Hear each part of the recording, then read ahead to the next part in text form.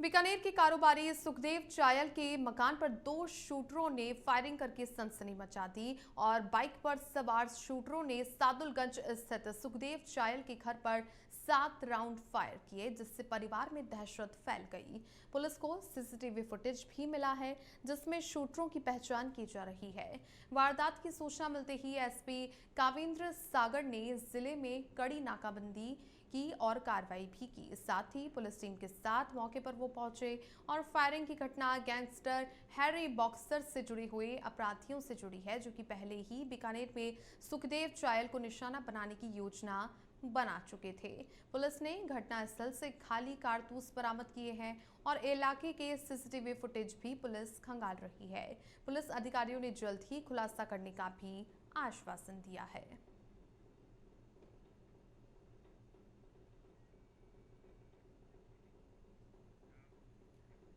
देखिए, ब्यावर में बिजली के पोल से करंट प्रवाहित होने से 14 वर्षीय नाबालिग की मौत हो गई। सज्जन कॉलोनी निवासी गजानंद सांखला का पुत्र लवेश सोमवार को करंट की चपेट में आ गया और मौके पर ही उसकी मौत हो गई। मामले में उपखंड अधिकारी दिव्यांश सिंह, पीएमओ सुरेंद्र सिंह चौहान सहित माली समाज के प्रबुद्ध जनों के बीच में सकारात्मक वार्ता हुई, जिसमें मृतक परिवार को 5 लाख रुपए चिरंजीवी योजना से और 5 लाख विद्युत विभाग की ओर से दिलाने और संबंधित कर्मचारियों के विरुद्ध विद्युत विभाग के द्वारा आवश्यक कार्रवाई करके पीड़ित परिवार को शहरी मनरेगा योजना और सिविल डिफेंस में लगाए जाने के साथ साथ अन्य कई मांगों पर सहमति बनी। इसके अलावा अनेक सामाजिक संगठन और भामाशाहों ने पीड़ित परिवार को आर्थिक सहायता राशि देने की घोषणा की। इस दौरान माली समाज के पदाधिकारी और कार्यकर्ता, अन्य समाज के लोग मौजूद थे।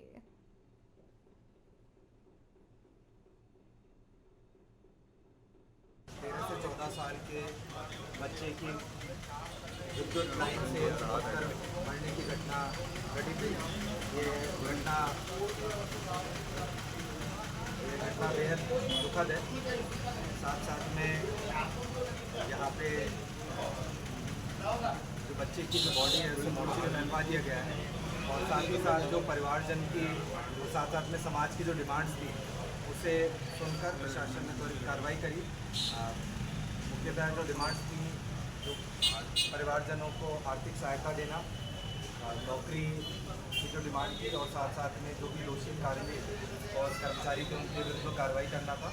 अब खबर करौली से है, जहां पर हिंडौन के सनेट गांव में गंभीर नदी में डूबने से एक किशोर की मौत हो गई। मृतक ललित महावर, जो कि कक्षा 8 का छात्र था, अपने दोस्त राहुल के साथ नदी में नहाने गया हुआ था।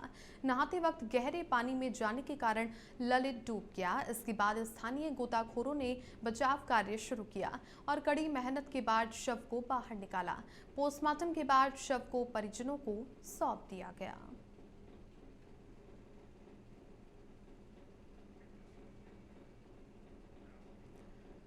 राजसमंद जिले के नौगावा गांव में जमीनी विवाद के चलते हुए जानलेवा हमले के मामले में कांकरौली थाना पुलिस ने पिता और उसके 2 पुत्रों को गिरफ्तार करके जेल भेज दिया है। जांच अधिकारी एएसआई जलीय सिंह ने बताया कि 26 अगस्त को संपत्ति बंटवारे को लेकर हुए विवाद में बड़े भाई मांगीलाल और उसके बेटे जयप्रकाश और घनश्याम के छोटे भाई राजेंद्र और उसकी पत्नी जमुना पर लाठी से हमला किया, जिसमें राजेंद्र के सिर पर गंभीर चोट आई। पीड़ित पक्ष ने थाने में मामला दर्ज करवाया, जिसके बाद पुलिस ने आरोपियों को गिरफ्तार करके न्यायालय में पेश किया, जहां से उन्हें न्यायिक अभिरक्षा में जेल भेजा गया।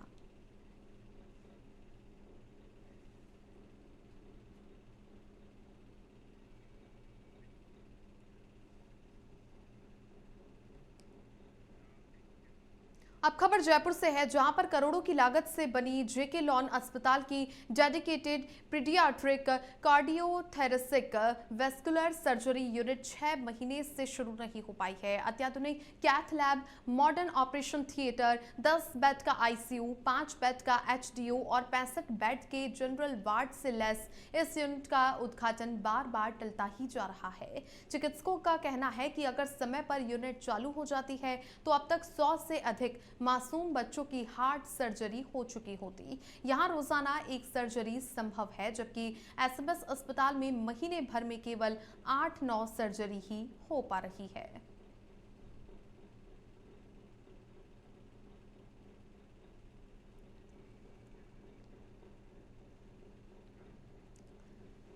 राजसमंद के कटबोड़ तहसील क्षेत्र के सेवत्री पंचायत के कोयला गांव स्थित तालाब की दीवार में रिसाव होने की सूचना से इलाके में हड़कंप मच गया। सूचना के बाद मौके पर पहुंचे तहसीलदार तोलाराम ने इसकी सूचना जिला प्रशासन को दी तो जिला कलेक्टर अरुण कुमार हसीजा भी मौके पर पहुंचे। स्थानीय सरपंच और जनप्रतिनिधियों की मौजूदगी में जिला प्रशासन के अधिकारियों ने हालात का जायजा लिया और आवश्यक दिशा निर्देश दिए। सरपंच करण राज पुरोहित ने बताया कि कोयला तालाब के पानी में रिसाव होने से परडूब क्षेत्र में आने वाली 4 राजस्व गांव इसकी चपेट में आ सकते हैं। फिलहाल मौके पर जेसीबी और अन्य संसाधनों की मदद से पानी को रोकने के प्रयास जारी है।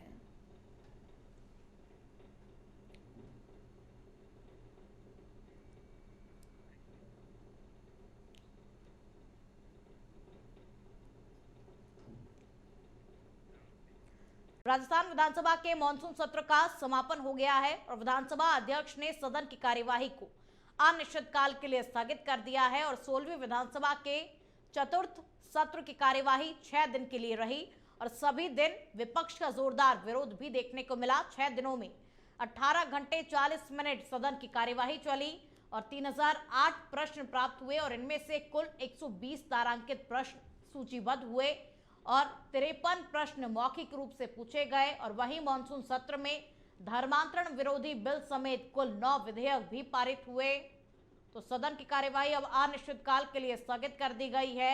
6 दिन में सिर्फ 18 घंटे और 40 मिनट ही सदन की कार्यवाही चल पाए, लेकिन इससे ज्यादा चलनी चाहिए। जनता के मुद्दों पर बातचीत होनी चाहिए, लेकिन इस बार विपक्ष का हंगामा 6 के 6 दिन देखने को मिला और विपक्ष के हंगामे की वजह से सदन की कार्यवाही जो है वो सुचारू रूप से नहीं चल पाई। हालांकि विपक्ष के हंगामे के बीच में भी इस बार कुल 9 विधेयक जो है वो पारित हुए और सबसे अहम धर्मांतरण विरोधी बिल भी इस बार पारित हुआ। तो देखिए 6 दिनों में 18 घंटे और 40 मिनट ही सदन की कार्यवाही चल पाई।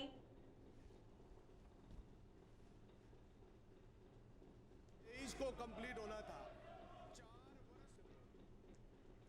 राजस्थान विधानसभा में विधायकों की निष्ठा के मुद्दे को लेकर के लगातार दूसरे दिन भी विपक्ष का विरोध देखने को मिला। विपक्ष ने व्यवस्था के प्रश्न से मुद्दा उठाया, जिसके प्रति उत्तर में विधानसभा अध्यक्ष वासुदेव देवनानी ने कहा कि नवीन विधानसभा भवन में शुरू से ही कैमरे लगे हुए हैं और जिन्हें समय समय पर बदला भी जाता है और नवीन कैमरे पहले की तुलना में बेहतर हैं और सब पर समान 360 डिग्री से नजर रखते हैं। लेकिन नेता प्रतिपक्ष टीकाराम जूली इस स्पष्टीकरण से संतुष्ट नहीं हुए और वहीं टीकाराम जूली के सवाल पर वासुदेव देवनानी ने विपक्ष को आश्वस्त किया कि वो किसी की निष्ठा भंग नहीं होने देंगे। तो निष्ठा के मुद्दे पर लगातार आज दूसरे दिन भी हंगामा देखने को मिला। कांग्रेस विधायकों ने एक्स्ट्रा कैमरों का मुद्दा उठाया, जिस पर भी आज सदन में काफी हंगामा देखने को मिला। हालांकि स्पीकर वासुदेव देवनानी ने इसको लेकर के जवाब भी दिया, लेकिन टीकाराम जूली को स्पष्टीकरण वाला जवाब नहीं मिला।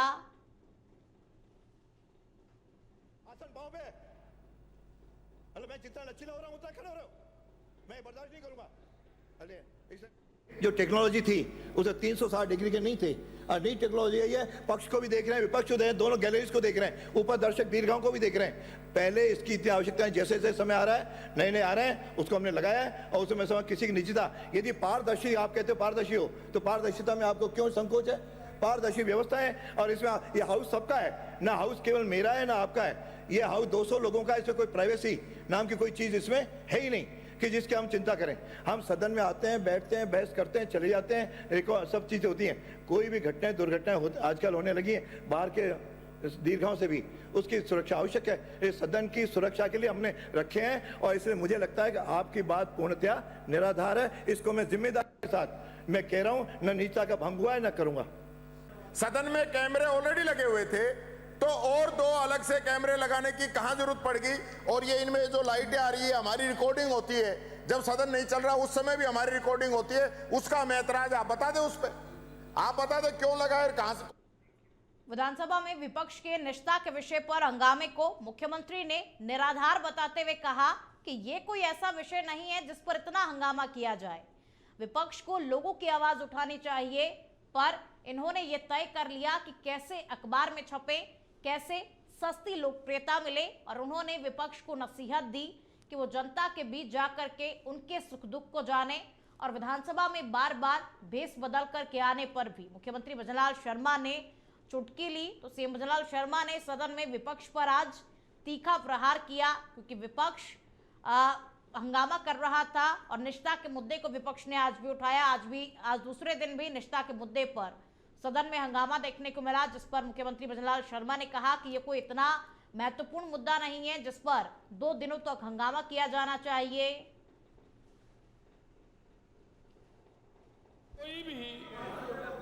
कोई भी विषय ऐसा नहीं है जिस विषय पर चर्चा की जाए।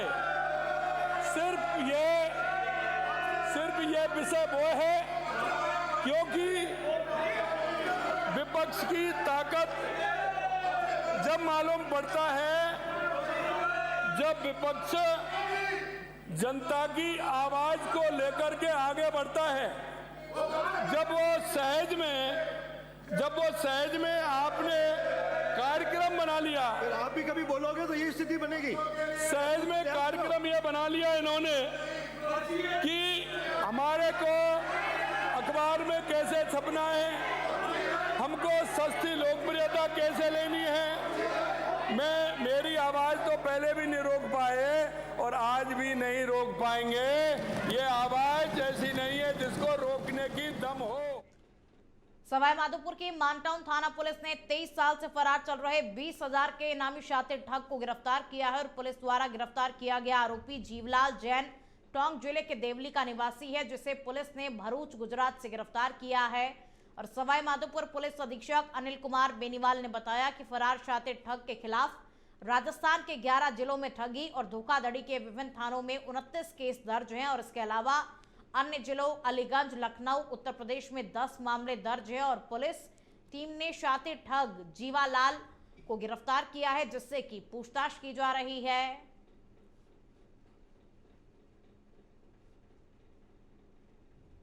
चिटफंड टाइप की कंपनी बना के जिसमें माइक्रो फाइनेंस टाइप बनाते हैं, ऐसे लॉयंस हाउसिंग फाइनेंस के नाम से एक कंपनी बनाई थी जो कि कई स्टेट्स में ऑपरेट करती थी और उसमें बहुत सारे लोगों से इन्होंने पैसा लेके उन्होंने ठगी की थी, जिसमें 2 मेन एक्यूज थे। एक तो था राजूलाल और एक ही जीवालाल। राजूलाल 2 साल पहले अरेस्ट हो गया।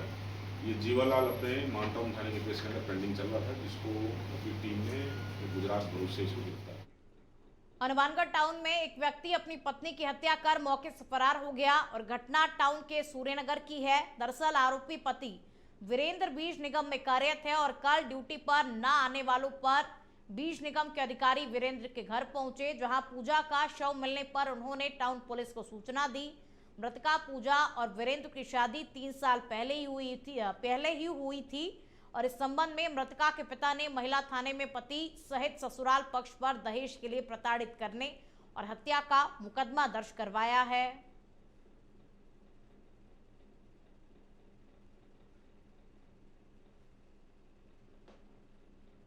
अलवर जिले के समीप निमराना में एक किन्नर की गोली मारकर के हत्या कर देने का मामला सामने आया, जिसमें किन्नर समाज में भारी रोष व्याप्त है और जानकारी के अनुसार गुरु मधु शर्मा सिर्फ बधाई लेने तक ही सीमित नहीं थी, बल्कि समाज सेवा में भी सक्रिय भूमिका निभाती थी और उन्होंने बधाई राशि से क्षेत्र में वाटर कूलर लगवाए, गौशालाओं को सहयोग दिया, अनाथ बच्चों को गोद लेकर पालन पोषण किया और गरीब बच्चों की पढ़ाई का भी खर्च उठाया। उनकी निस्वार्थ सेवा ने उन्हें क्षेत्र में एक सम्मानित और लोकप्रिय व्यक्तित्व बनाया था।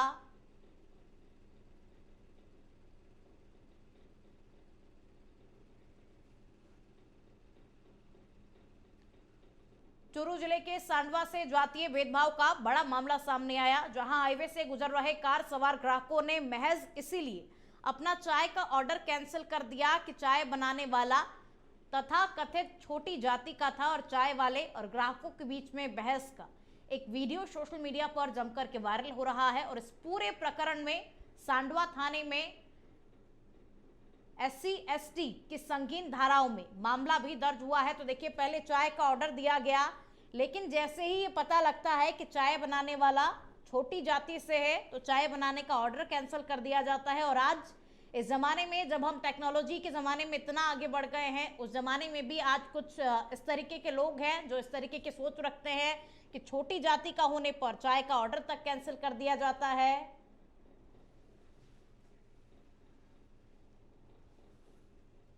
2-3 लोग गाड़ी लेके आए थे जिन्होंने चाय का ऑर्डर दिया था। फिर वो चाय बनाने लगा गया मैं तो, फिर उन्होंने मेरी जाति पूछी, फिर उठ के जाने लगे तो मैंने कहा मैंने चाय बना दी है तो आप चाय पी के जाओ और पैसे दो। वो जाने लगे तो उन्होंने वो उतारा अपनी रिपोर्ट में वीडियो बनाया है, वो कहते हम इस चाय नहीं पिएंगे ऐसा कुछ उन्होंने अपनी रिपोर्ट में बताया, जिसके आधार पर उन्होंने इसकी वीडियो फुटेज भी कोई बनाई है।